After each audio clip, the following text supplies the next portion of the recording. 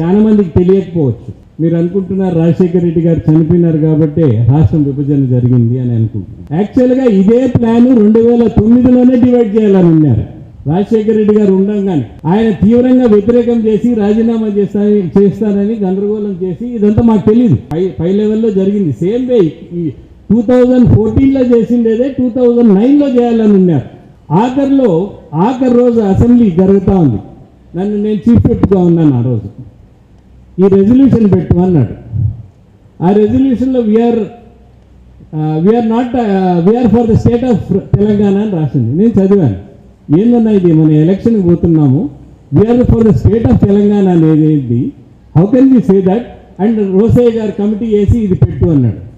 లేదన్నా ఇట్లా పెట్టినామంటే ఎలక్షన్ పోతుంది, ఏం మాట్లాడుతున్నారు, ఏంది ఇది అంటే, నా చేతిలో ఏం లేదు, కిరణ్ ప్రణబ్ ముఖర్జీతో మాట్లాడు అన్నాడు. నేను గాజు వెంకటరెడ్డి గారు, మన నూజివీడు అప్పుడు మన పాలడుగు వెంకట్రావు దగ్గర 45 నిమిషాలు రాజశేఖర రెడ్డి గారు నలుగురు కాన్ఫరెన్స్తో ప్రణబ్ ముఖర్జీతో మాట్లాడి, we are for the state of Telangana బదులు we are not against the state of Telangana చేసేదానికి మాకు దగ్గర 40 నిమిషాలు ఇది గెలిచిన తర్వాత మేము ఇది జరగదులే అని అనుకున్నాం. ఇది అన్ఫార్చునేట్గా జరిగింది.